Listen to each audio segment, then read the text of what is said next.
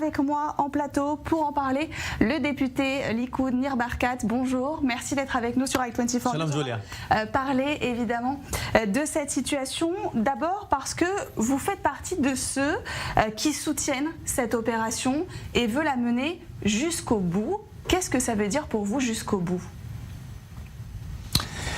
Le Hamas tire des missiles sur des citoyens innocents dans tout le pays.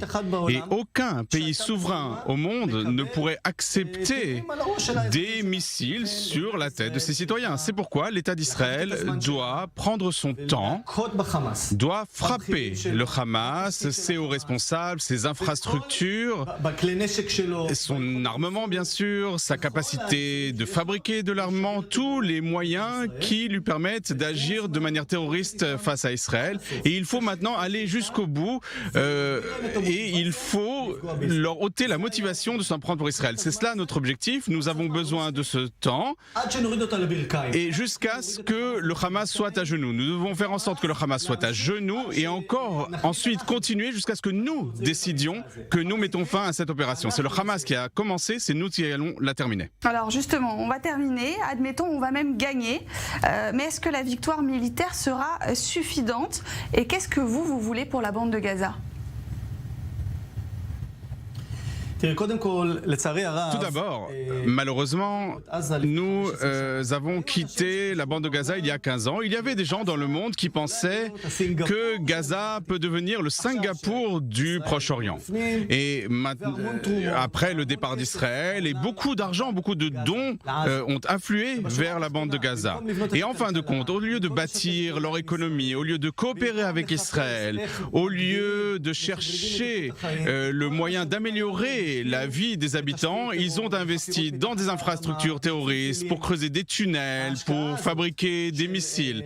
Et tout cet investissement du Hamas dans la bande de Gaza pour frapper Israël, eh bien, tout cela ne sert à rien. Et plus le temps passe, eh bien, la situation dans la bande de Gaza ne fait qu'empirer. Ils doivent comprendre que s'ils choisissent la voie de la paix avec nous, s'ils cherchent la coopération, eh bien, nous sommes prêts à leur tendre la main. Malheureusement, leur conduite va faire qu'ils vont se voir frapper par Tsahal et ils vont comprendre que nous voulons être méchants avec les méchants et bons avec les bons. À partir du moment où le Hamas comprendra qu'il ne parviendra à rien en frappant Israël et s'il change d'attitude, eh bien, vous avez raison, il y aura peut-être la possibilité que les choses changent. Aujourd'hui, avec le pouvoir du Hamas, eh bien, nous n'allons que dans un sens. Leur économie ne fait que se détériorer, nous ne pouvons pas les aider parce que nous allons nous opposer à eux s'ils continuent à nous tirer dessus. Bon, alors ça c'est pour la bande de Gaza, mais qu'en est-il des Arabes d'Israël ? Est-ce que la situation n'est pas plus inquiétante à l'intérieur de nos frontières et est-ce qu'on n'a pas une responsabilité en ayant finalement un petit peu abandonné ce secteur ? C'est effectivement très inquiétant. Moi qui ai été maire de Jérusalem, je me souviens qu'en 2014-2015, il y a eu de la violence. Et c'était des actes terroristes. Et là aussi, aujourd'hui encore, l'attitude des Arabes d'Israël qui agissent tels qu'ils agissent, c'est du terrorisme. Tout d'abord, ce sont des terroristes et ensuite seulement des citoyens israéliens. Et cela se fait en coopération avec le Hamas à Gaza. C'est-à-dire qu'après le tir de missile, ils ont décidé de faire des actes terroristes. Et comme leur motivation est terroriste, les outils que nous devons utiliser ici en Israël, c'est les outils qu'on utilise face à des terroristes.